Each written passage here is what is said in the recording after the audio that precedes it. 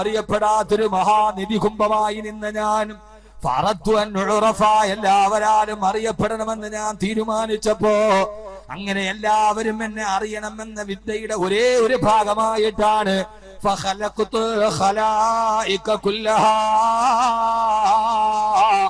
ഈ പ്രപഞ്ചത്തിൽ കാണുന്ന അഖില ലോക ബ്രഹ്മാണ്ട കടാകത്തിന്റെ ഉള്ളിൽ നിന്ന് കാണുകയും കാണപ്പെടാതിരിക്കുകയും ചെയ്യുന്ന തെറ്റുകൾക്ക് ഗോചരവും അഗോചരവുമായ ചേതനവും അചേതനവുമായ ജീവനുള്ളതും ജീവനില്ലാത്തതുമായ കോടാനു കോടി സൃഷ്ടികളെ ഞാൻ സൃഷ്ടിക്കാൻ തീരുമാനിച്ചെന്ന് അല്ലാഹു പറയുമ്പോ അല്ലാഹു സുബ്ഹാനഹു വ തആല പറയുകയാ ഫഖലഖതു ഖലായിക കുല്ലഹാ ഈ പ്രപഞ്ചത്തിൽ എന്നെ അറിയാനുള്ള തീരുമാനത്തിന്റെ ഉപോത്ബലകമായി ഞാൻ ഈ ലോകത്തുള്ള മുഴുവൻ സൃഷ്ടികളെയും സൃഷ്ടിക്കാനുള്ള കാരണമതാ. ആകാശത്തെ സൃഷ്ടിക്കാനും ഭൂമിയെ സൃഷ്ടിക്കാനും ജിന്നിനെ സൃഷ്ടിക്കാനും മനുഷ്യനെ സൃഷ്ടിക്കാനും ലോകത്തുള്ള സർവ്വലോക കോടാനുകോടി ജീവജാലങ്ങളെ അതിലേറ്റവും ഉത്തമനായി വിലക്കത് കറംനാ ബനീ ആദം, അതിലേറ്റവും മഹാനായി ആദമിന്റെ മക്കളെ ഞാൻ സൃഷ്ടിച്ചതും എന്നെ അറിയാനാണെന്ന് അല്ലാഹു സുബ്ഹാനഹു വ തആല.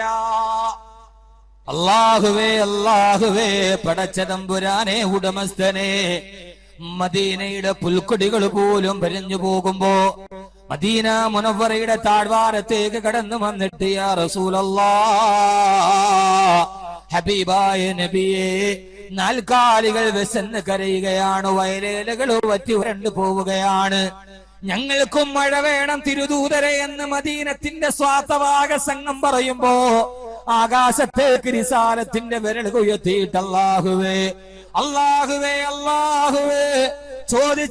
ചോദിച്ചാലും തളരാത്ത ഖജനാവിന്റെ ഉടമസ്ഥനെ തമ്പുരാനെ, ഈ ജനതക്കും മഴ വർഷിപ്പിക്കണേ എന്ന് ദുആ ചെയ്യുമ്പോ ഏത് റിസാലത്തിന്റെ പൂങ്കരങ്ങളാണോ, ഏത് റിസാലത്തിന്റെ നാവുകളാണോ കരത്തിന്റെ പുറകെ നാവിന്റെ റിസാലത്തിന്റെ നാവ് കൊണ്ട് മദീനയിൽ മഴ തിമിർപ്പിച്ച് വെയ്യവനെ തമ്പുരാനെ, അവസാനം മദീനയുടെ മലയോരങ്ങൾ മഴവെള്ളത്തിൽ തിമിർത്ത് കളിക്കുമ്പോ മദീനബിയെ യാ റസൂലല്ലാഹ്, അതേ മദീനത്തെ കോടി വന്ന് മദീനബിയെ ഞങ്ങൾക്ക് മഴ മതി, ഇത് നിർത്താൻ പറയൂ തിരുദൂതരെ എന്ന് പറയുമ്പോ അതേ റിസാലത്തിന്റെ വിരലുകൾ ആകാശത്തിന്റെ കാർമേഘത്തിന്റെ നേരെ പറയുമ്പോ അല്ലാഹുവേ മതി, അല്ലാഹുവേ നിന്റെ ഖജനാവിന്റെ നിർബാധമായ അനുസ്യൂതമായ പ്രവാഹം ഞങ്ങളുടെ വയറ് നിറച്ചു തമ്പുരാനെ, ഞങ്ങളുടെ വയലേലകൾ പുഷ്പിതമായി, ഞങ്ങളുടെ നാൽക്കാലികളുടെ വയറ് നിറഞ്ഞു അല്ലാഹുവേ മതി തമ്പുരാനെ എന്ന് പറയുമ്പോ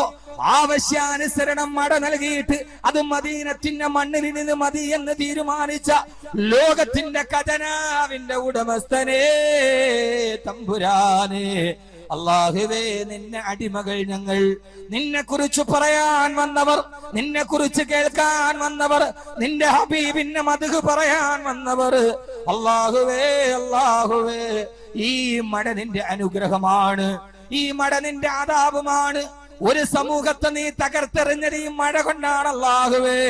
ഇന്നും ജമ്മു കാശ്മീരിൽ ഏതാണ്ട് 4.5 ലക്ഷത്തോളം ജനങ്ങൾ ഈ മഴവെള്ളപ്പാച്ചിലിൽ ഹതാശരായി, ഭക്ഷണമില്ല, വെള്ളമില്ല. ഈ ജമ്മു കാശ്മീരിലെ ഗംഗാ നദീതടമടക്കമുള്ളവ ഏതാണ്ട് 1000 അടിയോളം മഴവെള്ളപ്പാച്ചിൽ വരുമ്പോഴും ഇന്ന് രാവിലെ പത്രത്തിലെ ഞെട്ടിപ്പിക്കുന്ന വാർത്ത, വെള്ളം കുടിക്കാനില്ലാതെ കാശ്മീരിലെ ജനങ്ങൾ പൊറുതിമുട്ടുകയാണത്രേ. എന്താണ് കേൾക്കുന്നത്? ഇതാണ് അല്ലാഹുവിനെ അറിയുക. കാശ്മീർ മുഴുവനും വെള്ളത്തിൽ മുങ്ങുമ്പോഴും വൈദ്യുതി നഷ്ടപ്പെട്ട് പർവ്വതത്തിന്റെ മുകളിൽ കുന്നുകളുടെ മുകളിൽ ഓടിയെത്തിയവർ, അവർക്ക് കുടിക്കാൻ വെള്ളമില്ലത്രേ. പണ്ട് CH പറഞ്ഞ വാക്കുകൾ ഓർക്കുകയാണ്, വെള്ളം സർവത്ര, തുള്ളി കുടിക്കാനില്ലത്രേ. സീതി ഹാജിയാണെന്ന് തോന്നുന്നു, അദ്ദേഹം ഒരു സായിപ്പിന്റെ ഇംഗ്ലീഷ് പ്രസംഗം ട്രാൻസ്ലേഷൻ ചെയ്തതാണ്. വെള്ളം സർവത്ര, തുള്ളി കുടിക്കാനില്ലത്രേ. എല്ലായിടത്തും വെള്ളമാണ് സഹോദരങ്ങളെ. ഇതാണ് പടച്ച തമ്പുരാന്.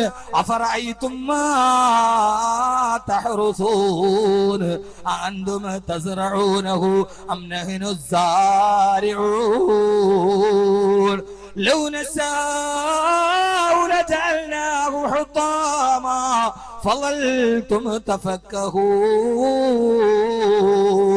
അല്ലാഹു പറയുകയാണ്, മനുഷ്യ ആകാശത്തേക്ക് നോക്കടാ, ആകാശത്ത് നിന്ന് മഴ വർഷിപ്പിക്കുന്നവരാരാണ്? അഫറഅയ്തും മാ തഹ്റുസൂൻ. ആകാശത്ത് നിന്ന് അഫറഅയ്തുമുൽ മാ അല്ലദീ തശ്റബൂൻ അൻതും അൻസൽതുമൂഹു മിനൽ മുസ്നി അം നഹ്നുൽ മുൻസിലൂൻ. വിശക്കുമ്പോൾ ദാഹപരവശരാകുമ്പോ നിങ്ങൾ കുടിക്കുന്ന വെള്ളത്തുള്ളി നിങ്ങൾക്ക് തന്നതാരാണ്? അള്ളാഹുവിനെ അറിയുക എന്ന വിഷയം പറയുമ്പോ പെയ്തൊടിഞ്ഞു പോയ ഒരു ചെറിയ മഴത്തുള്ളിയുടെ മുകളിൽ സന്ദർഭോചിതമായിട്ട് ഞാൻ എന്റെ വിഷയത്തെ കൊണ്ടുപോവുകയാണ്. മഴത്തുള്ളി കാണുമ്പോൾ പടച്ചറബിനെ ഓർക്കുക. അള്ള ചോദിക്കുകയാണ്, നിനക്ക് കുടിവെള്ളം തരുന്നതാരടാ? നീ വിളിക്കുന്ന പ്രാർത്ഥനാ ദൈവങ്ങളോ, നിന്റെ മനുഷ്യാവതാരങ്ങളോ, നിന്റെ ഏതെങ്കിലും അവതാരങ്ങളോ അല്ല. ആകാശത്ത് നിന്ന് പെയ്യുന്ന മഴത്തുള്ളികളെ നിർണയിക്കുന്നത് ഞാനാ. അള്ള ചോദിക്കുകയാണ്, ലൗ നശാഉ ലജഅൽനാഹു ജാജാ. ഞാൻ തീരുമാനിച്ചിരുന്നുവെങ്കിൽ കാർമേഘങ്ങളെ ഞാൻ പിടിച്ചു നിർത്തുമായിരുന്നു. ഒരു തുള്ളി വെള്ളത്തിന് വേണ്ടി നീ ദാഹപരവശനായി നടന്നു പോകുമായിരുന്നു. വെള്ളം എന്റെ അനുഗ്രഹമാണ്, മഴത്തുള്ളികൾ എന്റെ അനുഗ്രഹമാണെന്ന് അല്ലാഹു സുബ്ഹാനഹു വ തആല പറയും. നിങ്ങൾക്കറിയുമോ എന്ന് എനിക്കറിയില്ല. അല്ലാഹു സുബ്ഹാനഹു വ തആല വിശുദ്ധമായ ഖുർആനിൽ ഒരു കഥ പറയുന്നുണ്ട്. സഖറഹ അലൈഹിം സബ്അ ലയാലിൻ വ സമാനിയത അയ്യാം. അള്ളാഹു പറയുകയാണ്, 7 രാത്രിയും 8 പകലും നീണ്ടു നിന്ന ഒരു പേമാരി തിമിർത്ത് പെയ്തപ്പോ ജമ്മു കാശ്മീര് 3 ദിവസമായി മഴ പെയ്തൊടിഞ്ഞപ്പോ കേന്ദ്രസേനക്ക് പോലും ആർക്കും നിയന്ത്രിക്കാൻ കഴിയുന്നില്ലത്രേ. സഹായിക്കാൻ പോയ കേന്ദ്രസേനയെ ജമ്മു കാശ്മീരിലെ സാധാരണ ജനങ്ങൾ ആക്രമിച്ചുവത്രേ, അവരെ പിടിച്ചു നിർത്തിയത്രേ. അള്ളാഹു പറയുകയാണ്, 3 ദിവസത്തെ പ്രളയം കൊണ്ട് ഇന്ത്യ രാജ്യത്തിന്റെ ശിരോഭാഗമായ കാശ്മീർ ഒറ്റപ്പെട്ടു പോകുമ്പോ അല്ല പറയുകയാണ്, 7 പകലും 8 രാത്രിയും നീണ്ടു നിന്ന ഒരു പേമാരി. ആ പേമാരി പെയ്തപ്പെടാണ്, ആ മഴ പെയ്തപ്പെടാണ് കൊന്നത്തെങ്ങിനേക്കാൾ വലിപ്പമുള്ള അലംതറ കൈഫ ഫഅല റബ്ബുക ബിആദ് ഇറമ ദാതിൽ ലിമാദില്ലതി ലം യുഖ്ലഖ മിസ്ലുഹാ ഫിൽ ബിലാദ്. ഇതേവരെ ലോക ചരിത്രം കണ്ടിട്ടില്ലാത്ത, അടിവരയിട്ട് പഠിക്കുക, ഇതേവരെ ലോക ചരിത്രം കണ്ടിട്ടില്ലാത്ത അത്രയും ബൃഹത്തായ കൊന്നത്തെങ്ങിനേക്കാൾ വലിപ്പമുണ്ടായിരുന്ന മനുഷ്യരെ ആ മഴ കൊണ്ടാണ് ഞാൻ തകർത്തെറിഞ്ഞത്. ആ മഴയാണ് തകർത്തെറിഞ്ഞത്. എന്നിട്ട് അല്ലാഹു പറയുകയാ, ഞാൻ ഈ പറയുന്നത് ഖുർആൻ മാത്രം. വേറൊരു ഭാഗത്ത് ഒരു സമൂഹത്തെ തകർത്തെറിഞ്ഞ കഥ പറഞ്ഞിട്ട് നിന്നേക്കാൾ വലിയ നെഞ്ചൂക്കുള്ള, നിന്നേക്കാൾ കരുത്തുള്ള, നിന്നേക്കാൾ വലിയവരായ ഒരു ജനതയെ തെമ്മാടിത്തരം കാണിച്ചപ്പം മഴ കൊണ്ട് നശിപ്പിച്ചവനാ ഞാൻ. അതുകൊണ്ട് വഖുലിൽ ഹംദുലില്ലാഹ്. ഖുർആൻ അറിയുമെങ്കിൽ ഓതുക. അല്ലാഹു പറയുകയാണ്, വഅംതർനാ അലൈഹിം മതറാ. അവർക്ക് ഞാൻ മഴ പെയ്തപ്പോ ആ മഴ കൊണ്ട് ഞാൻ അവരെ തകർത്തെറിഞ്ഞപ്പോ മഴ പെയ്യുന്നത് കണ്ടാൽ വഖുലുൽ ഹംദുലില്ലാഹ്, നിങ്ങളെല്ലാം അൽഹംദുലില്ലാഹ് എന്ന് പറയണേ. ഏത് സമയത്തും മഴ പെയ്താലും പോരേടെ മുസ്ലിം ജമാഅത്തിന്റെ സംഘാടക സമിതിക്ക് ഉണ്ടാവാം, റബ്ബേ ഈ സമയത്തും മഴ പെയ്തു പോയല്ലോ, രണ്ടാമത് മാറ്റിവെച്ച പരിപാടിയാ, നഊദു ബില്ലാഹ് തോന്നുന്നുണ്ടാവും. ഞാൻ പറയുന്നു, മഴ പെയ്യുന്നത് കണ്ടാൽ ആ സമയത്ത് നിങ്ങൾ പറയേണ്ടതെന്താ? ഞാനല്ല, അല്ലാഹ് പറയുകയാ, വഖുലിൽ ഹംദുലില്ലാഹ് അൽഹംദുലില്ലാഹ് അൽഹംദുലില്ലാഹ് അൽഹംദുലില്ലാഹ്. സർവസ്തുതിയും നിനക്കാണ് തമ്പുരാനെ. എന്തുകൊണ്ടാ പറയേണ്ടത്? ശാസ്ത്രത്തിന്റെ കണക്കനുസരിച്ച് ഏറ്റവും താഴെയുള്ള മേഘം 10,000 കിലോമീറ്റർ മുകളിലാ നിൽക്കുക. ഏറ്റവും താഴ്ഭാഗത്തുള്ള മേഘം 10,000 കിലോമീറ്റർ മുകളിലാണ്. അവിടെ നിന്നൊരു മഴത്തുള്ളി താഴോട്ട് വരുമ്പോ 1 മണിക്കൂറിൽ 900 കിലോമീറ്റർ സ്പീഡിലാ ഒരു മഴത്തുള്ളി വരിക. ആ മഴത്തുള്ളി അതേ വരുന്ന സ്പീഡിലെങ്ങാനും നമ്മുടെ തലയിലെങ്ങാനും വന്നു പതിച്ച പൊന്നുമോനെ, നിന്റെ തലച്ചോറ് ചിതറിപ്പോകുന്ന വേഗതയാ.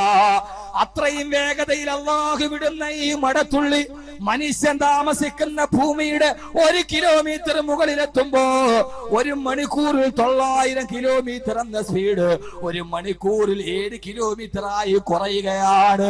ആ സ്പീഡ് കുറഞ്ഞ മടത്തുള്ളിയാണ് നമ്മുടെ തലയിലെത്തുക. അപ്പൊ ആദ്യഗോത്രം തകർന്നതെങ്ങനെയാ? അവരെ മുകളിലെത്തിയപ്പോ 1 കിലോമീറ്റർ മുകളിലെത്തിയപ്പോ അള്ളാഹു മടത്തുള്ളിയുടെ വേഗത കുറച്ചില്ല.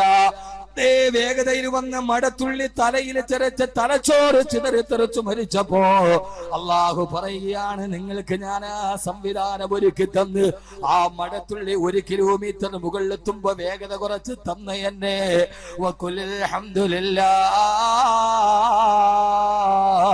നിങ്ങൾ സർവസ്തുതിയും എനിക്കാണെന്ന് പറഞ്ഞോ എന്ന് അള്ളാന്റെ വിശുദ്ധ ഖുർആൻ. അതുകൊണ്ട് ചുരുക്കത്തിൽ ഞാൻ എന്റെ പ്രിയപ്പെട്ട സഹോദരങ്ങളോട്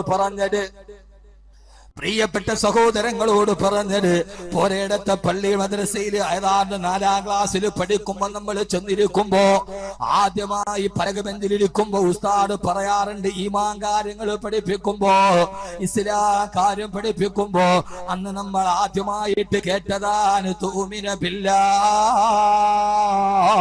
അള്ളാഹുവിലുള്ള വിശ്വാസമാ. ഈമാൻ കാര്യത്തിൽ ഒന്നാമത്തെ കാര്യം അള്ളാഹുവിലുള്ള വിശ്വാസമാ. എന്താ പടച്ചറപ്പിലുള്ള വിശ്വാസം? എന്താ പൊന്നുമോനെ, പടച്ചറപ്പിന്റെ വിശ്വാസം എന്ന് പറഞ്ഞാൽ ആകാശത്ത് തിമിർത്തു പെയ്യുന്ന മടത്തുള്ളികളുടെ പുറകില് പോലും എല്ലാം അറിയുന്ന സർവജ്ഞാനിയായ സർവവ്യാപിയായ എന്റെ അള്ളാഹുവിന്റെ ഇടപെടലുണ്ടെന്ന് മനസ്സിലാക്കിയിട്ട് ആദ്യം പറഞ്ഞ ഹദീസിലേക്ക് തന്നെ തിരിച്ചു വരട്ടെ. അള്ളാഹു പറയുകയാണ്, എന്നെ എല്ലാവരും അറിയണമെന്ന് തീരുമാനിച്ചപ്പോ ആ തീരുമാനത്തിന്റെ ഭാഗമായിട്ടാണ്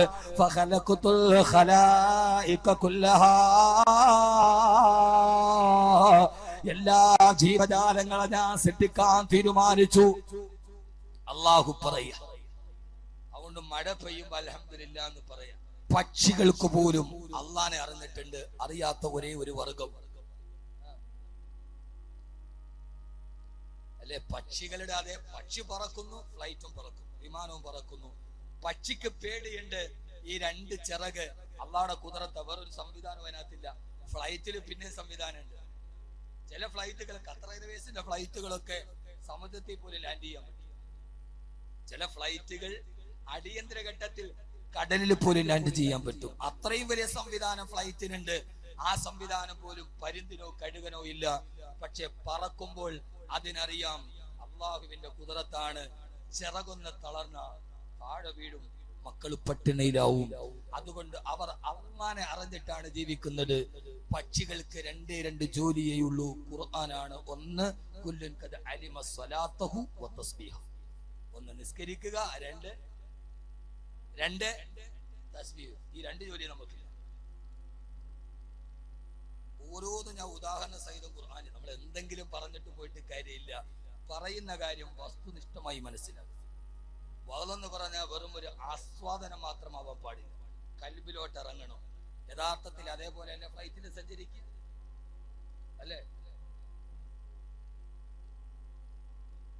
എത്രയോ യാത്രയിൽ ഞാൻ നേരിട്ട് കണ്ടിട്ടുണ്ട് എല്ലാ മുസ്ലിമും, അല്ലാത്ത ആളുകളും. ഞാൻ ഈ അടുത്ത സമയത്ത് ദുബൈയിൽ യാത്ര ചെയ്യുമ്പോ അടുത്തിരുന്ന ഒരാൾ ഹിന്ദുവാണ്, ഹൈന്ദവ സഹോദരൻ. അയാൾ എന്റെ അടുക്കൽ ഇരുന്ന് കുറെ നേരം സംസാരിക്കും. അടുത്ത സീറ്റാണ്, പരസ്പരം സംസാരിച്ചു. അപ്പോ എന്റെ യാത്രാനുഭവമാണ്. കുറെ കഴിഞ്ഞപ്പോ നമ്മുടെ ആകാശത്തിലെ ആ മലക്ക് വന്നു, വെള്ള മലക്ക്, എയർ ഹോസ്റ്റസ്. ആ മലക്ക് വന്നിട്ട് മെനു കൊടുത്തു. അപ്പൊ ഈ സഹോദരൻ എന്നോട് ചോദിച്ചു, ഇമാം, ഞാനൊരൽപ്പം ഡ്രിങ്ക്സ് കുടിക്കുന്നതിൽ നിങ്ങൾക്ക് എന്തെങ്കിലും വിരോധമുണ്ടോ? ഞാൻ എന്ത് പറയാൻ പറ്റും, എനിക്ക് അത്ര ഇഷ്ടമല്ല. അയാൾ കുടിച്ചില്ല. ഈ ലാസ്റ്റ് യാത്ര ഞാൻ ദുബൈയിൽ നോക്കുമ്പോൾ ഞാൻ പറഞ്ഞു, എനിക്കിത് ഇഷ്ടമല്ല, ഞങ്ങളത് ഉപയോഗിക്കാറില്ല, എന്തിനാണ് വെറുതെ ഈ ശരീരത്തിന് ദൂഷ്യമുണ്ട്. ആ മനുഷ്യൻ 2ാമത് അയാൾ കുടിച്ചില്ല. അവിടെ നമ്മുടെ എവിടെയെങ്കിലും ആളായിരുന്നെങ്കിൽ എന്നെ തൊപ്പിക്കാൾ 2 കൂടെ കുടിച്ചു. മലപ്പുറം ജില്ലയിലെ പള്ളിയിൽ വേൾഡ് കപ്പ് നടക്കുമ്പോൾ അതിന്റെ മിനാരത്തിന്റെ മുകളിൽ ജുമാ നമസ്കാരത്തിന് ശേഷം പള്ളിയുടെ നേരെ ഓപ്പോസിറ്റ് മലപ്പുറത്തെ ചെറുപ്പക്കാര് ഫ്ലെക്സ് കെട്ടി. എന്താണെന്നറിയോ, പൊല്ലാക്ക അങ്ങനെ പലതും പറയും. പക്ഷെ കപ്പ് ബ്രസീലിന് തന്നെ. ഫ്ലെക്സ് കെട്ടി. അന്നത്തെ വെള്ളിയാഴ്ച ഖത്തീബ് വേൾഡ് കപ്പിനെതിരെ സംസാരിച്ചു. ചെറുപ്പക്കാർ ഖത്തീബിനോടുള്ള ദേഷ്യത്തിന് ഖത്തീബിന്റെ നെഞ്ചിന് നേരെ ഫ്ലെക്സ് കെട്ടി. ആ ഹൈന്ദവ സഹോദരൻ ഞാനത് പറഞ്ഞപ്പോ കുടിച്ചു. നിങ്ങളൊന്ന് ആലോചിച്ച് നോക്കി. അപ്പൊ ഇത് അറിയാത്തത് ആരെക്കുറിച്ച് മാത്രമാണ്? മനുഷ്യന് മാത്രം. ഇതൊക്കെ വളരെ അള്ളാഹു തന്നെ പറയുന്നതാണ്. ഇത് ഫ്ലൈറ്റ് പക്ഷിയുടെ അതേ സംവിധാനത്തില അതിലിരുന്ന് കുടിക്കുമ്പോ ആ സമയത്തും അള്ളാഹുവിനെ മറക്കുമ്പോ ഇത് അള്ളാനെ തിരിച്ചറിയാത്ത ഒരേ ഒരു വർഗം മനുഷ്യനാണ്. ജിന്നുകൾ പോലും മനുഷ്യനെ പോലെ വളരെ പ്രധാനപ്പെട്ട ഒരു വർഗമാണ് ജിന്ന്. ജിന്നിനെ കണ്ടിട്ടുണ്ടോ? ഇല്ല. ജിന്നിനെ കണ്ടിട്ടില്ല? കാണണമെന്നുണ്ടെങ്കിൽ ഞാൻ പറഞ്ഞുതരാം, പോയി കണ്ടോളാവോ? ഇന്ന് വാതിൽ കഴിഞ്ഞ് പോയിട്ട് ആ പോരേടം പള്ളിയുടെ മെയിൻ വാതിലുണ്ടല്ലോ, മെയിൻ എൻട്രൻസ്, അതിന്റെ മുമ്പിൽ പോയിട്ട് ആ വാതിലിന്റെ നേരെ നീണ്ടു നിവർന്ന് അങ്ങ് കിടക്കണം. രാത്രി 2 മണിയൊക്കെ ആകുമ്പോ കാണും. മെയിൻ വാതിലിന്റെ നേരെ അങ്ങ് നീണ്ടു നിവർന്ന് കിടക്കും. രാത്രി 2 മണിയൊക്കെ ആകുമ്പോ ജിന്നുകളൊക്കെ. മനുഷ്യനെ പോലെ തന്നെ പ്രധാനപ്പെട്ട ഒരു വർഗമാണ് ജിന്ന്. ആ ജിന്നുകൾ മനുഷ്യനെ പോലെ തന്നെ നമസ്കരിക്കുന്നുണ്ട്, തസ്ബീഹ് ചെയ്യുന്നുണ്ട്, ഇബാദത്ത് ചെയ്യുന്നുണ്ട്. ജിന്നുകളിൽ 2 വിഭാഗമുണ്ട്. നല്ല ജിന്നുമുണ്ട്, മോശ ജിന്നുമുണ്ട്. മനുഷ്യരിൽ തന്നെ നല്ല ആളുകളും തമ്മാടികളും ഉള്ളതുപോലെ ജിന്നുകളിൽ നല്ല ജിന്നുമുണ്ട്, മോശമായ ജിന്നുകളുമുണ്ട്. ഈ മോശമായ ജിന്നുകളെയാണ് ഈ പലപ്പോഴും ചാത്തന്മാരെന്നൊക്കെ പേരിൽ സേവ നടത്തുന്ന ആളുകൾ മോശമായ ജിന്നുകളെ കുറിച്ചിട്ടാണ് ഇത് പറയുന്നത്. അതൊക്കെ വേറെ വലിയ വിഷയം. ആ വിഷയത്തിലേക്ക് നമുക്ക് തൽക്കാലം നടക്കണ്ട. പെണ്ണുങ്ങൾ സമാധാനമായിട്ട് ഉറങ്ങിക്കൊണ്ട് രാത്രി. ആ ജിന്നുകളിൽ പ്രധാനപ്പെട്ട ഭാഗം അവരും അല്ലാഹുവിനെ കൃത്യമായിട്ട് അറിഞ്ഞവരാ. ആദരവായ പ്രവാചകൻ നബി മുഹമ്മദ് മുസ്തഫ, ഹബീബായ നബി മുഹമ്മദ് മുസ്തഫ സല്ലല്ലാഹു അലൈഹി വസല്ലമ ഒരു ദിവസം അല്ലാഹുവിന്റെ പ്രവാചകൻ സല്ലല്ലാഹു അലൈഹി വസല്ലമ അല്ലാഹുവിന്റെ റസൂലിന്റെ സഹാബത്തിന് വിശുദ്ധമായ ഖുർആൻ പഠിപ്പിച്ചു കൊടുക്കവേ സൂറത്തുർ റഹ്മാനാണ് പഠിപ്പിക്കുന്നത്. അർ-റഹ്മാനു അല്ലമൽ ഖുർആൻ ഖലഖൽ ഇൻസാന അല്ലമഹുൽ ബയാൻ. വിശുദ്ധമായ സൂറത്തുർ റഹ്മാൻ പഠിപ്പിച്ചു കൊണ്ടിരിക്കവേ ഓരോ ആയത്തുകൾ എത്തിയപ്പോഴും അല്ലാഹുവിന്റെ റസൂലോടാൻ തുടങ്ങി. ഫബിഅയ്യി ആലാഇ റബ്ബികുമാ തുകദ്ദിബാൻ മറദൽ ബഹ്റൈനി യൽതഖിയാൻ ബൈനഹുമാ ബർസഖുൻ ലാ യബ്ഗിയാൻ ഫബിഅയ്യി ആലാഇ റബ്ബികുമാ തുകദ്ദിബാൻ. ആയത്തുകൾ ഓതിക്കൊണ്ടിരിക്കവേ അല്ലാഹുവിന്റെ റസൂൽ ചോദിച്ചു, സഹാബ ഇത്രയേറെ ആയത്തുകൾ ഓതിയിട്ട്, അല്ലാഹുവിന്റെ അനുഗ്രഹത്തെ കുറിച്ചുള്ള ആയത്തുകൾ ഓതിയിട്ട് എന്തേ നിങ്ങൾ സുജൂദ് ചെയ്യുന്നില്ല? ഞാൻ ഈ ഓതുന്ന ഖുർആൻ കേട്ടുകൊണ്ട് നിങ്ങളെ പോലെ തന്നെ ജിന്നുകളുമുണ്ട്. ആ ജിന്നുകളെല്ലാം സുജൂദിൽ കിടന്ന് പൊട്ടിക്കരയുകയാ. നിങ്ങൾ മാത്രം എന്തേ സുജൂദ് ചെയ്യില്ലെന്ന് ഹബീബായ നബി മുഹമ്മദ് മുസ്തഫ സല്ലല്ലാഹു അലൈഹി വസല്ലമ അല്ലാഹുവിന്റെ റസൂൽ ഖുർആൻ ഓതുന്നത് കേൾക്കാൻ എത്ര പതിനായിരക്കണക്കിന് ജിന്നുകളാണ് വന്നത്. ഇന്നും ഹജ്ജിന് വേണ്ടി പോകുമ്പോ മക്കയുടെ മറുഭാഗത്തൊരു പള്ളിയുണ്ട്. ആ പള്ളിയുടെ പേര് തന്നെ മസ്ജിദുൽ ജിന്ന് എന്നാണ്. ആ പള്ളിയുടെ പേര് തന്നെ ജിന്നിന്റെ പള്ളി. അവിടെയാണ് അല്ലാഹുവിന്റെ റസൂൽ ജിന്നുകൾക്ക് ഖുർആൻ പഠിപ്പിച്ചു കൊടുത്തത്. ഹബീബായ നബിയുടെ ഖുർആൻ കേൾക്കാൻ, ആ ഖുർആൻ കേട്ടിട്ട് പൊട്ടിക്കരയാൻ, അള്ളാന്റെ കലാമ കേട്ടിട്ട് പൊട്ടിക്കരയാൻ എത്രയോ ജിന്നുകളാണ് വന്നത്. മലക്കുകൾക്ക് പോലെ ജിന്നുകൾക്ക് പോലെ ഈ പറവകളെ പോലെ എല്ലാം അല്ലാഹുവിനെ സ്തുതിക്കുമ്പോ, എല്ലാം പടച്ചറപ്പിന്റെ മുമ്പിൽ പൊട്ടിക്കരയുമ്പോ അല്ലാഹു ചോദിക്കുകയാണ്, മനുഷ്യ, എല്ലാം അറിയുന്ന മനുഷ്യ, ഞാൻ പടച്ച മനുഷ്യ, ഞാൻ ബഹുമാനിച്ച മനുഷ്യ, എല്ലാം തന്ന മനുഷ്യ, നീ മാത്രം എന്തേ പടച്ചറപ്പിനെ തിരിച്ചറിയുന്നില്ല. അള്ളാഹു പറയുന്നുണ്ട്, വമാ ഖലഖതുൽ ജിന്ന വൽ ഇൻസ ഇല്ലാ ലിയഅ്ബുദൂൻ. ഈ മനുഷ്യരെയും ജിന്നുകളെയും ഞാൻ സൃഷ്ടിച്ചത് എനിക്ക് ഇബാദത്ത് ചെയ്യാൻ വേണ്ടി മാത്രമാ. ഇബാദത്തല്ലാതെ മറ്റൊരു ലക്ഷ്യമില്ല. അള്ളാഹനെ അറിയലല്ലാതെ ലക്ഷ്യമില്ല. അള്ളാഹ് പറയുകയാണ്, മാ ഉരീദു മിൻഹും മിൻ റിസ്ഖിൻ വമാ ഉരീദു അൻ യുത്ഇമൂൻ. ഒരു വാപ്പ കട്ടപ്പെട്ട് മക്കളെ വളർത്തുന്നത് എന്തിനാ? രാവിലെ മുതൽ വൈകുന്നേരം, അല്ലെങ്കിൽ വൈകുന്നേരം പോരേടം ചന്തയിൽ വന്നിട്ട് മീൻ വെക്കുന്ന പാവപ്പെട്ട മത്സ്യത്തൊഴിലാളി, ആ പാവപ്പെട്ടവൻ മീൻ വിൽക്കുന്നത് എന്തിനു വേണ്ടിയാ? രാവിലെ മുതൽ വൈകുന്നേരം വരെ പള്ളിക്കലോ പുരയിടത്തുള്ള ക്രസറിൽ പോയി പാറക്കല്ലുകളോട് കെട്ടിമുട്ടുന്ന പ്രിയപ്പെട്ട പിതാവ് മക്കളെ വളർത്തുന്നത് എന്തിനാ? വാർദ്ധക്യകാലത്ത് താനൊന്ന് കിടക്കുമ്പോ തന്റെ മക്കളുടെ കയ്യിൽ നിന്ന് ഒരു തുള്ളി വെള്ളം വാങ്ങിച്ചു കൊടുക്കാൻ, നാളെ തന്റെ മക്കളുടെ കയ്യിൽ നിന്ന് ഒരു തുള്ളി വെള്ളം വാങ്ങിച്ചു കൊടുക്കാമെന്ന ലക്ഷ്യത്തോടെയാണ് ഒരു വാപ്പ മക്കളെ പോലും വളർത്തുന്നതെങ്കിൽ അള്ളാഹു പറയുക, നിനക്ക് ഭക്ഷണം തരുന്ന, നിനക്ക് ആയുസ് തന്ന, നിനക്ക് മക്കളെ തന്ന, നിനക്ക് സൗന്ദര്യം തന്ന, നിനക്ക് കൈ തന്ന, നിനക്ക് കാല് തന്ന, നിനക്ക് മസ്തിഷ്കം തന്ന, നിനക്ക് ബുദ്ധി തന്ന, നിനക്ക് കച്ചവടം തന്ന, എല്ലാ അനുഗ്രഹങ്ങളും വാരിക്കോരി തന്ന ഞാൻ, മാ ഉരീദു മിൻഹും മിൻ റിസ്ഖിൻ വമാ ഉരീദു അൻ യുത്ഇമൂൻ. ഞാൻ നിങ്ങളിൽ നിന്ന് ഒരു പിടി ഭക്ഷണം പോലും നിങ്ങളോട് ഞാൻ ചോദിച്ചിട്ടില്ല മനുഷ്യ. ഞാൻ നിങ്ങളോട് ചോദിച്ചത് ഇബാദത്ത് മാത്രമാ, എന്നെ അറിഞ്ഞ് ജീവിക്കൽ മാത്രമാണെന്ന് അള്ളാന്റെ വിശുദ്ധ ഖുർആൻ. അതുകൊണ്ട് എന്റെ പ്രിയപ്പെട്ട സഹോദരങ്ങളോട് നിന്റെ വിഷയത്തിന്റെ ഭാഗമായി അള്ളാഹുവിനെ അറിയുക, പടച്ച റബ്ബിനെ അറിയുക. അല്ലാഹു സുബ്ഹാനഹു വ തആല അവനാരാ? അവൻ നമ്മളോട് ചോദിച്ചതെന്താ? അവൻ നമ്മിൽ നിന്ന് ആവശ്യപ്പെട്ടതെന്താ? അവനോടുള്ള നമ്മുടെ ബന്ധം എങ്ങനെയാ? അള്ളാഹു നമുക്കത് അറിയാൻ, അത് ജീവിതത്തിൽ പകർത്താൻ അള്ളാഹു തൗഫീഖ് നൽകി അനുഗ്രഹിക്കുമാറാകട്ടെ. അള്ളാഹു തൗഫീഖ് നൽകി അനുഗ്രഹിക്കുമാറാകട്ടെ. അള്ളാഹുവിനെ അറിയേണ്ടതിന്റെ പ്രധാനപ്പെട്ട ഭാഗം, നമ്മുടെ എല്ലാവരുടെയും പ്രധാനപ്പെട്ട ഒരു വിശ്വാസമുണ്ട്. നമ്മൾ ഈമാൻ കാര്യം പറയുമ്പോ അള്ളാഹിനെ കുറിച്ച് അറിയാൻ നമ്മൾ പറയുക, അൻതു ഉമ്മിന ബില്ലാഹ് വ മലായികതിഹി വ കുതുബിഹി വ റുസുലിഹി വൽ യൗമിൽ ആഖിരി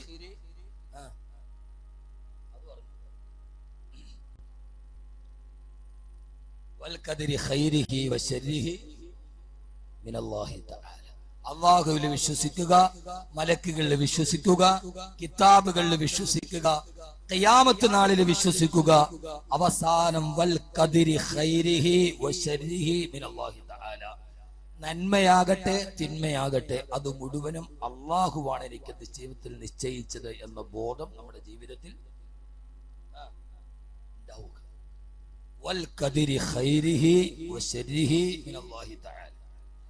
എല്ലാവരും പഠിക്കുന്ന ഒരു പാഠവാ നമ്മുടെ ജീവിതത്തിൽ വരുന്ന നന്മ, നമുക്കുണ്ടാകുന്ന ക്ഷേമം, നമുക്കുണ്ടാകുന്ന ക്ഷാമം, നമ്മുടെ ആരോഗ്യം, നമ്മുടെ രോഗം, നമ്മുടെ സമ്പത്ത്, നമ്മുടെ ദാരിദ്ര്യം, നമ്മുടെ സങ്കടം, നമ്മുടെ സന്തോഷം, നമ്മുടെ സുഖം, നമ്മുടെ ദുഃഖം, ഇതെല്ലാം എനിക്ക് സുഖം തന്നതും എൻ്റെ റബ്ബ എനിക്ക് ദുഃഖം തന്നതും.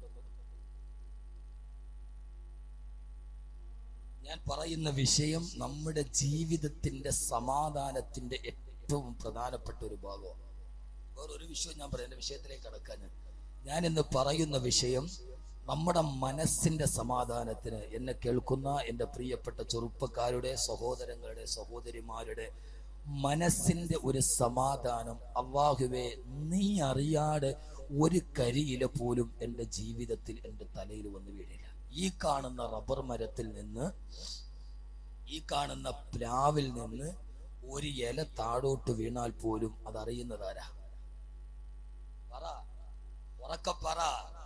അല്ലാഹുവാണ് എന്ന ഒരു ചിന്ത നമ്മുടെ ഹൃദയത്തിലോട്ട് ഇറങ്ങുമ്പോഴേ നമ്മുടെ ജീവിതത്തിന് സമാധാനമുള്ളൂ. ഇല്ലെങ്കിൽ എന്നും അസ്വസ്ഥതയായിരിക്കും. നമ്മുടെ ജീവിതത്തിൽ എന്തു വന്നാലും, ഏത് പ്രശ്നം വന്നാലും, ഏത് പ്രയാസം വന്നാലും, സന്തോഷം വന്നാലും, സങ്കടം വന്നാലും, അത് ആരിലേക്കാ? ഇതാണ് അള്ളാഹനെ അറിയുക എന്നുള്ള പ്രധാനപ്പെട്ട വിഷയം. ഇത് ഖുർആനിൽ നിന്ന് നമുക്ക് പഠിക്കാം. ഒരു സൂറത്ത് നമ്മൾ 2 മണിക്കൂർ കേട്ടിട്ട് പോകുമ്പോൾ നമ്മുടെ ചിന്തയിൽ എന്തെങ്കിലും പഠിക്കണം. ഞാൻ പറയുന്ന ഖുർആൻ മാത്രമാണ്, വേറെ ഒരു വിഷയം ഞാൻ കൈകാര്യം ചെയ്യുന്നില്ല. നമ്മുടെ ജീവിതത്തിൽ സുഖവും ഉണ്ടാവും, പിന്നെന്തുണ്ടാവും, ഒക്കെ ഉണ്ടാവും. ഒരു കയറ്റവും ഉണ്ടാവും, ഒരു ഇറക്കവും ഉണ്ടാവും. ചിലപ്പോ നമ്മുടെ ജീവിതത്തിന്റെ തുടക്കം ഭയങ്കര സന്തോഷം, അവസാനം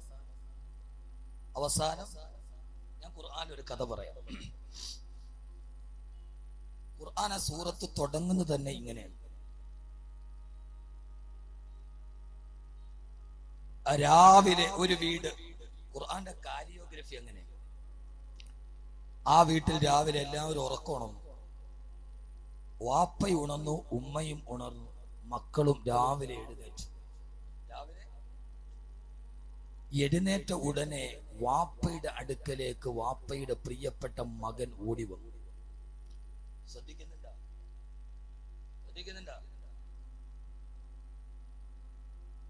ഓടി വന്നിട്ട് പറഞ്ഞു, വാപ്പ, ഖുർആനാണ്, ഇന്നലെ രാത്രിയിൽ ഞാനൊരു സ്വപ്നം കണ്ടു. എന്താണ് മോനെ സ്വപ്നം? ഇന്നി റഅയ്തു അഹദ അശറ കൗകബ. വാപ്പ, ഞാൻ ഈ പറയുന്ന വിഷയം സൂറത്ത് യൂസുഫാണ്. ഒരു കുടുംബ ജീവിതത്തിൽ, ഒരു കുടുംബത്തിന്റെ പശ്ചാത്തലത്തിൽ അള്ളാഹും അവരും തമ്മിലുള്ള ബന്ധത്തിന്റെ ഇടപെടൽ എന്താണെന്ന്, യൗക്കൂബ് നബിയുടെ കുടുംബമാണ്, ആ കുടുംബത്തിന്റെ സ്ഥാനത്ത് നിങ്ങളുടെ കുടുംബത്തെ വെക്കണം. യൗക്കൂബ് നബിയുടെ കുടുംബത്തിൽ അള്ളാഹുമായിട്ടൊരു ബന്ധത്തിൽ വന്ന മാറ്റങ്ങളാണ് ഞാൻ പറയുന്നത്. പറയണ മനസ്സിലാവുന്നുണ്ടോ? അല്ലാതെ എന്തെങ്കിലുമൊക്കെ പറഞ്ഞു. അപ്പൊ യൗക്കൂബ് നബിയുടെ കുടുംബത്തിൽ ഇതിനകത്ത് വാപ്പയുണ്ടെങ്കിൽ യൗക്കൂബ് നബിയുടെ സ്ഥാനത്ത് നിങ്ങളാവണം വാപ്പ. മക്കളുണ്ടെങ്കിൽ അത് യൂസുഫ് നബിയുടെ സ്ഥാനത്താവണം. ബഹുമാനപ്പെട്ട യൗക്കൂബ് നബിയോടാണ് പ്രിയപ്പെട്ട മകൻ സുന്ദരനായ യൂസുഫ് പറയുന്നത്, വാപ്പ, ഇന്നി റഅയ്തു അഹദ അശറ കൗകബ. ഇന്നലെ രാത്രിയിൽ 11 നക്ഷത്രങ്ങളെ ഞാൻ സ്വപ്നം കണ്ടു. വശംസ വൽ ഖമറ, സൂര്യനെയും ചന്ദ്രനെയും ഞാൻ കണ്ടു. വാപ്പ, റഅയ്തുഹും ലി സാജിദീൻ, അവ എൻ്റെ മുമ്പിൽ സുജൂദ് ചെയ്യുകയാണ്.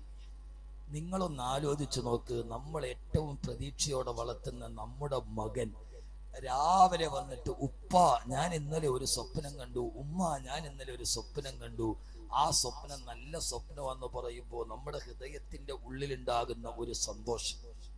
അള്ളാഹു നമ്മുടെ മക്കളെ കൊണ്ട് നമുക്ക് സന്തോഷിക്കാൻ അള്ളാഹു തൗഫീഖ് നൽകട്ടെ. ആമീൻ പറ ഉറക്കെ. അള്ളാഹു നമ്മുടെ മക്കളെ കൊണ്ട് നമുക്ക് സന്തോഷിക്കാൻ അള്ളാഹു തൗഫീഖ് നൽകട്ടെ. നമ്മുടെ മക്കളെ കൊണ്ട് ദുഃഖിക്കുന്ന ഒരവസ്ഥയും അള്ളാഹു നമ്മളിൽ ആർക്കും വരുത്താതിരിക്കട്ടെ. ആ വാപ്പയുടെ മനസ്സിന്റെ സന്തോഷം എത്രയാ. എന്റെ മോൻ, അവന്റെ മുമ്പിൽ സൂര്യനും ചന്ദ്രനും സുജൂദ് ചെയ്യാം. വാപ്പ മോനോട് പറഞ്ഞു, മോനെ, ലാ തഖ്സുസ് റുഇയാക അലാ ഇഖ്വതിക ഫയകീദു ലക കൈദാ. സൂറത്ത് യൂസുഫ്. മോനെ, നീ ഈ കണ്ട സ്വപ്നത്തിന്റെ കാര്യം നിന്റെ സഹോദരങ്ങളോട് പറയണ്ട, അവർക്ക് ചിലപ്പോ നിന്നോട് വൈരാഗ്യം തോന്നിയേക്കാം. പശ്ചാത്തലം വീണു. ആ വാപ്പ് ഭയങ്കര സന്തോഷത്തില എൻ്റെ മോൻ. അതാണ് നമ്മുടെ ജീവിതത്തിന്റെ സന്തോഷ കാലഘട്ടം. അള്ളാഹു നിലനിർത്തി തരട്ടെ, അള്ളാഹു നിലനിർത്തി തരട്ടെ. ഉറക്കെ ഇവിടെ നിന്നാ നമ്മുടെ വിഷയം കടന്നു പോവുക. ആ സമയത്ത് വാപ്പ പറഞ്ഞു, മോനെ, നിന്റെ സഹോദരങ്ങളോട് ഈ വിഷയം നീ പറയാൻ പാടില്ല.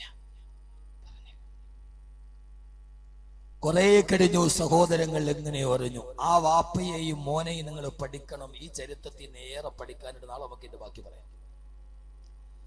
ആ സമയത്ത് അവര് രണ്ടുപേരും, ആ വാപ്പയും ആ മകനും, അവര് തമ്മിൽ ഒരു വലിയ ബന്ധമുണ്ട്.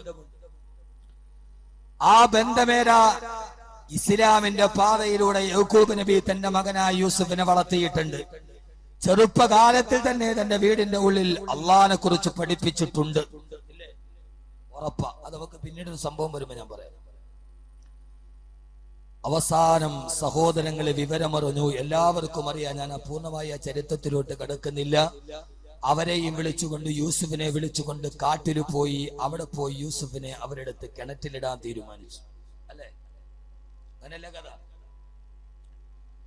അല്ലാഹു പറയുകയാണ്, പൊന്നുമകനെ വഹമലൂഹു വൽഖൂഹു ഫീ ഗയാബത്തിൽ ജുബ്ബ്, അള്ളാഹു പറയുകയാ, സന്തോഷത്തിന്റെ എല്ലാവിധ കാലഘട്ടത്തിലൂടെ യാക്കൂബ് നബി നടന്ന് അവസാനം തന്നെ മകന് വരാനിരിക്കുന്ന ഏറ്റവും വലിയ ഭാവിയൊത്തിട്ട് ആ ഉപ്പ സന്തോഷത്തോടെ ഇരിക്കുമ്പോ, അള്ളാഹുവേ എന്റെ പൊന്നുമോ വളർന്നു വരുമ്പോ നാളെ ഒരു വലിയ സാഹചര്യവും പ്രശസ്തിയും തന്നെ തേടിയെത്തുമെന്ന് യാക്കൂബ് നബിക്കറിയാം.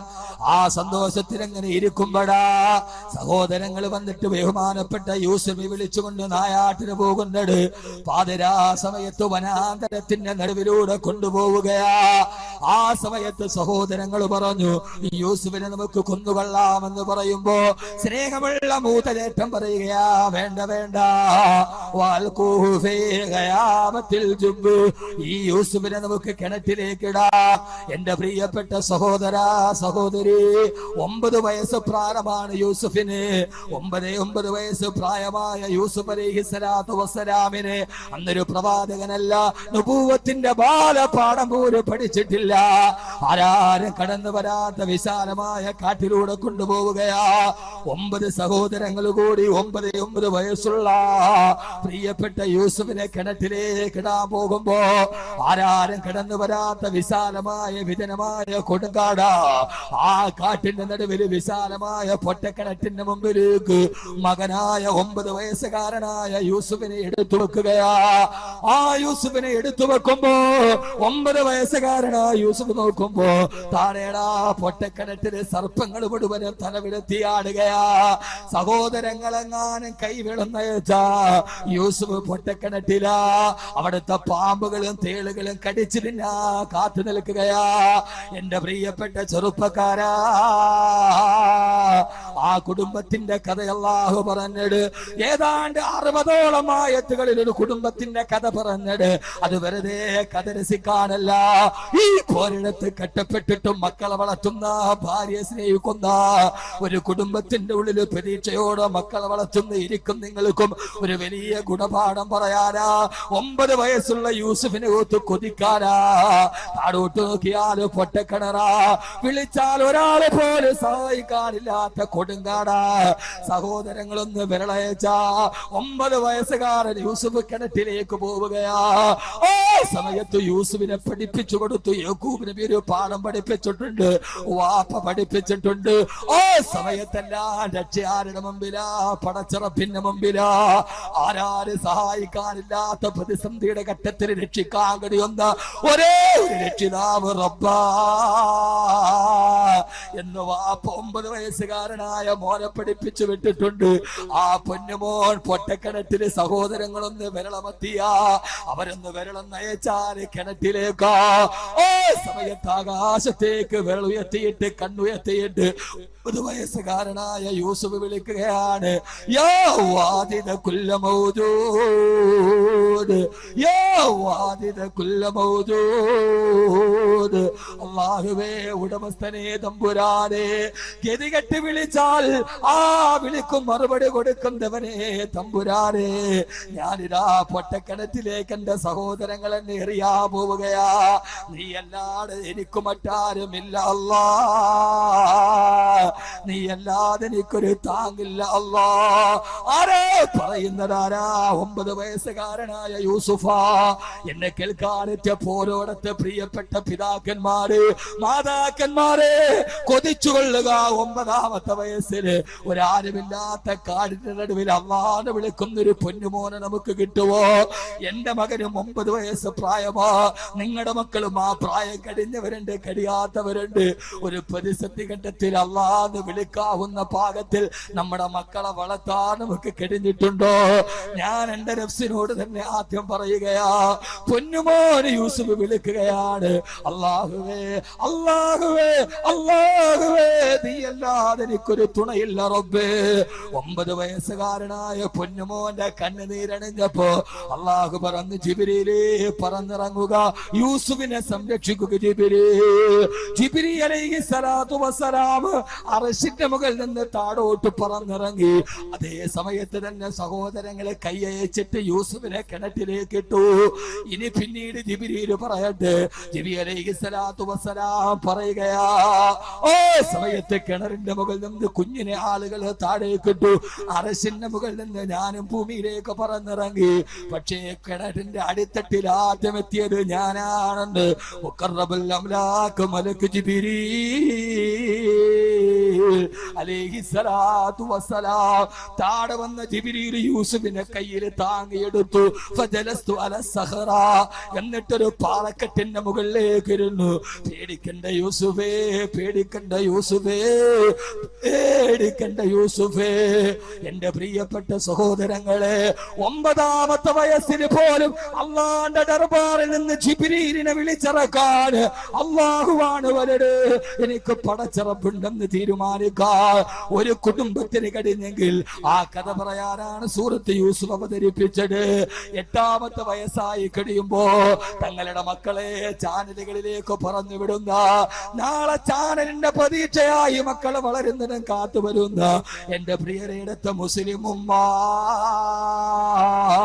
9 വയസ്സുകാരനായ യൂസുഫ് അല്ലാഹനെ പഠിച്ചത് വിടനില്ല. ഈ ബൈത്തിൻ നുബുവ, 9 വയസ്സുകാരനായ യൂസുഫ് വളർന്നിട്ട് നുബുവത്തിന്റെ വീട്ടിലാണ്. ആ വീടാണ് ദാറു യഅ്ഖൂബ്. 9 വയസ്സുകാരനായ മോൻ ആ സമയത്ത് അള്ളാനെ വിളിക്കണമെന്ന് പഠിപ്പിച്ച പാഠശാല ഏതാ? പറ, ഏതാ പാഠശാല? ഏതാ? ദാറുൻ നുബുവ, നുബുവത്തിന്റെ വീട്. ആ വീട് യക്കൂബ് നബിയുടെ വീട്. അപ്പൊ അള്ളാനെ അറിയുക എന്ന വിഷയത്തിന്റെ പ്രഥമ പാഠശാല നമ്മുടെ വീടായി മാറും. നമ്മുടെ വീട്ടിൽ അള്ളാനെ നമ്മൾ പഠിപ്പിക്കുന്നോ ഇല്ലയോ എന്നാണ് നമ്മുടെ പ്രഥമ ചർച്ച. അള്ളാഹു നമുക്ക് ചിന്തിക്കാനുള്ള ബോധം നൽകട്ടെ. ഈ പച്ച പരിഷ്കാരത്തിന്റെ ഓട്ടപ്പാച്ചിലിന്റെ ഇടയിൽ നമ്മുടെ മക്കളെ എന്തൊക്കെയോ ആക്കാനുള്ള ഒരു ആഗ്രഹത്തിന്റെ ഇടയിൽ നമ്മുടെ മക്കളെ അള്ളാനെ കുറിച്ച് പഠിപ്പിക്കാനും ഖുർആൻ പഠിപ്പിക്കാനും നമുക്ക് സമയമുണ്ടായില്ല എന്നതാണ് പ്രധാനപ്പെട്ട ഒരു ദുര്യോഗം. നിങ്ങൾക്ക് മനസ്സിലാകുന്നുണ്ടോ? ഉണ്ടാ? അതുകൊണ്ട് ഇനിയെങ്കിലും ഉണർന്ന് പ്രവർത്തിച്ചില്ലേ നിങ്ങളുടെ മക്കൾ നിങ്ങൾക്ക് നഷ്ടപ്പെടും. ഇത് വാപ്പ വെള്ളം അടിക്കും, മോൻ അച്ചാറ് തൊട്ട് കൊടുക്കും. വാപ്പാക്ക് അച്ചാറ് നാക്കി തൊട്ട് കൊടുക്കണത് വാപ്പായും മോനും കൂടെ ഒന്നിച്ച് കള്ളു കുടിക്കുന്ന സുഖം. എനിക്കറിയാം, അറിയാവുന്നതാണ്, വന്നത് അറിയാത്തത്. എന്താണ് ആ സമൂഹത്തിന്റെ അവസ്ഥ? ഞാൻ വേറെ ഒരു സയൻസോ ടെക്നോളജിയോ ലോകാവസാനം ഒന്നും പറയുന്നില്ല. നമ്മുടെ മക്കള് ഓരോ ആണിനോടും ഓരോ പെണ്ണിനോടും നമ്മുടെ വീട്ടിൽ അള്ളാനെ കുറിച്ചുള്ള ബോധം 9ാമത്തെ വയസ്സിൽ യൂസുഫിന് പഠിപ്പിച്ചു കൊടുത്തെങ്കിൽ അതിന്റെ സമ്പത്തിന്റെ കാലഘട്ടത്തിൽ നിന്ന് പിന്നീട് ദുഃഖത്തിന്റെ കാലത്തേക്ക് പോകും. നമ്മളോ നമ്മുടെ ജീവിതത്തിൽ നമുക്ക് ഏറ്റവും വലിയ ഫിത്നയുടെ കാലഘട്ടമായിരുന്നു. നമ്മൾ ഏറ്റവും വലിയ പരീക്ഷണത്തിന്റെ കാലഘട്ടത്തിലാണ്. അള്ളാഹു നമ്മളെ കാക്കട്ടെ. ഏറ്റവും വലിയ പരീക്ഷണം ഏതാ? ഒരു മനുഷ്യന്റെ ജീവിതത്തിൽ ഏറ്റവും വലിയ പരീക്ഷണം ഏതാ? ക്യാൻസർ ആണോ? ക്യാൻസർ ആണോ? ഹാർട്ട് അറ്റാക്ക് ആണോ? മാറാ രോഗമാണോ? നമ്മൾ പറയല്ലേ, അവൻ അള്ളാഹുടെ വലിയ പരീക്ഷണോ? എന്താ കാര്യം? അവന് ഭയങ്കര കടവാണോ വലിയ പരീക്ഷണം? നമ്മൾ പറയും അവക്ക് അള്ളാഹുടെ വലിയ പരീക്ഷണമാണ്. എന്താ കാരണം? അവക്ക് ഭയങ്കര രോഗമാണ്, വീട്ടിൽ എല്ലാവർക്കും രോഗം. ഒരു ഹദീസ് ഞാൻ പറഞ്ഞുതരാം, ഇങ്ങോട്ട് നോക്ക്. ഒരു കുടുംബത്തിലെ ഏറ്റവും വലിയ പരീക്ഷണം ആ കുടുംബത്തിൽ കടം വരലല്ല, ആ കുടുംബത്തിൽ മാറാ രോഗം വരലല്ല, ആ കുടുംബത്തിൽ മറ്റൊരു പ്രശ്നം ഉണ്ടാവലാണ്. പറഞ്ഞുതരട്ടെ, ഇതെന്തിട്ട് മനുഷ്യന്മാരെ എങ്ങനെ ഇരിക്കണേ? നമ്മുടെ കുടുംബത്തിലെ ഏറ്റവും വലിയ പരീക്ഷണം എന്താന്ന് പറഞ്ഞുതരട്ടെ? പറഞ്ഞെന്നാ മാറ്റാവോ? സ്ത്രീകള് നന്നായിട്ട് കേൾക്കണം.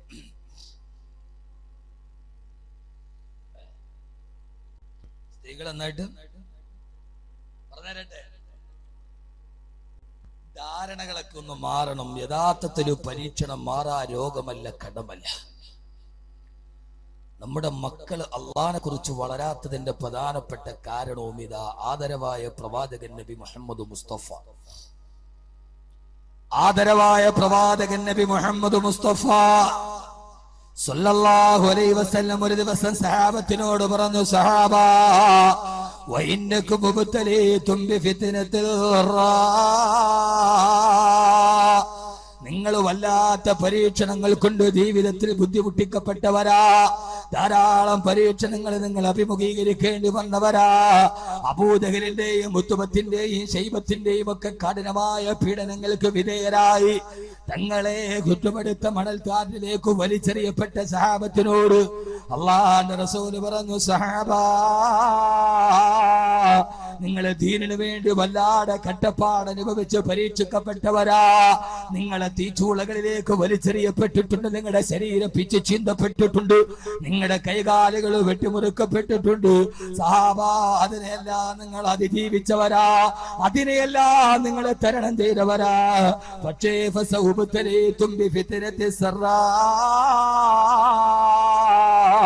ഇനി സൗഭാഗ്യം കൊണ്ട് നിങ്ങളെ പരീക്ഷിക്കപ്പെടുന്ന കാലം വരെ സഹാബാ. ആരാ പറയുന്നത്? അല്ലാഹുവിന്റെ റസൂലാണ് പറയുന്നത്. സൗഭാഗ്യങ്ങൾ കൊണ്ട് നിങ്ങളെ ജീവിതത്തിൽ പരീക്ഷിക്കപ്പെടും, അതിനെ അതിജയിക്കാൻ നിങ്ങൾക്ക് സാധ്യമല്ല സഹാബാ. ബദറിന്റെ രണാങ്കണത്തിൽ ആയിരങ്ങളെ ജയിച്ചടക്കിയ, 10,000ങ്ങളുടെ മുമ്പിൽ ഒറ്റക്ക് പോരാടിയ, തീക്കുന്തങ്ങളെയും വാരിക്കുന്തങ്ങളെയും പടവാളുകളെയും നേരിട്ടിട്ട് അതിജയിച്ച സഹാബത്തിനോടാണ് പറയുന്നത്, സഹാബാ ബദറിൽ ജനിച്ച, ഹുനൈനിൽ ജയിച്ച, ഖന്തക്കിൽ ജയിച്ച, അഹ്സാബിൽ ജയിച്ച സഹാബാ,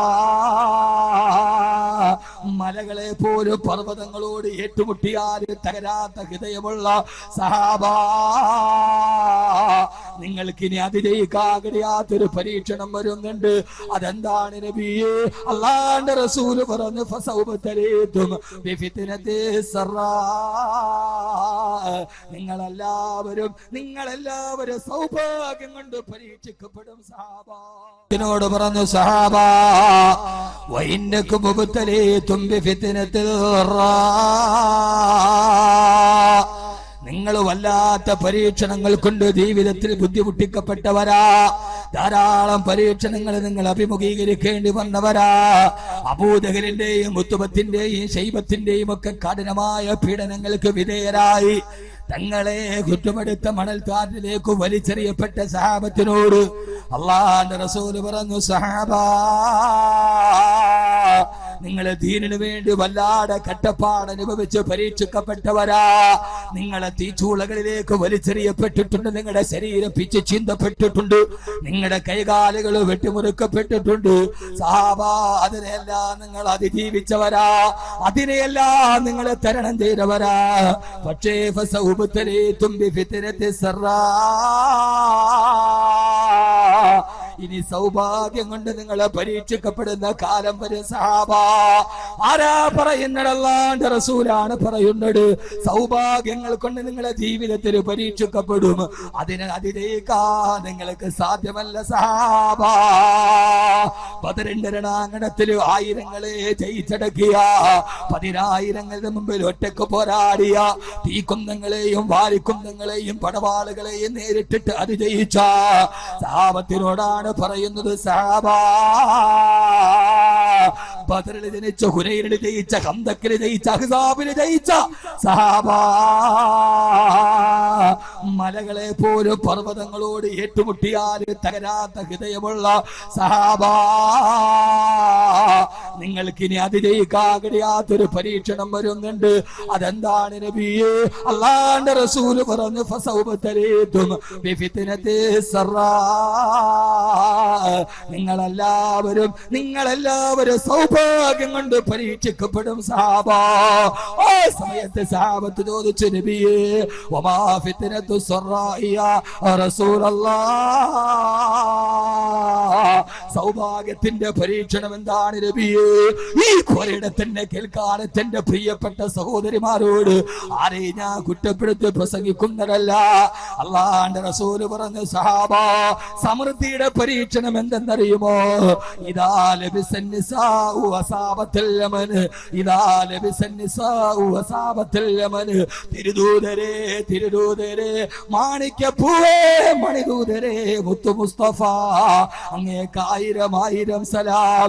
14 നൂറ്റാണ്ടുകൾക്ക് മുമ്പ് മദീന റൗളയുടെ ഭിത്തിയിൽ ചാരിയിരുന്നു കൊണ്ട് വരാനിരിക്കുന്ന ഇന്നത്തെ ഗൾഫ് ലോകത്തിന്റെ ദുഷ്പ്രവണതകൾ തന്റെ 6-ാം ഇന്ദ്രിയം കൊണ്ട് കണ്ടെത്തിയ ലോകത്തിന്റെ തിരുദൂതരെ, മുത്തുനബിയെ തിരുദൂതരെ, അങ്ങേക്ക് 1000 സലാം. അള്ളാന്റെ റസൂല് പറഞ്ഞു, നിങ്ങളുടെ ഭാര്യമാർ വിദേശത്ത് നിന്നുള്ള വസ്തുക്കള് വല്ലാതെ ഇഷ്ടപ്പെടുന്ന കാലമെത്തിയാൽ, വിദേശ വസ്തുക്കളെ പെണ്ണുങ്ങൾക്ക് ഇഷ്ടം വരുന്ന കാലമെത്തിയാൽ അതാണ് ഏറ്റവും വലിയ സമൃദ്ധിയുടെ പരീക്ഷണമെന്ന് ഹബീബായ നബി മുഹമ്മദ് മുസ്തഫ. ഇദാ ലബിസൻ നിസാഉ അസാബത്തിൽ യമൻ. യമൻ അന്നത്തെ ഗൾഫാണ്. യമൻ യമൻ എന്ന് പറഞ്ഞാൽ അന്നത്തെ മനസ്സിലാവണണ്ട, ഇത് നബി തങ്ങളുടെ ഹദീസാണ്.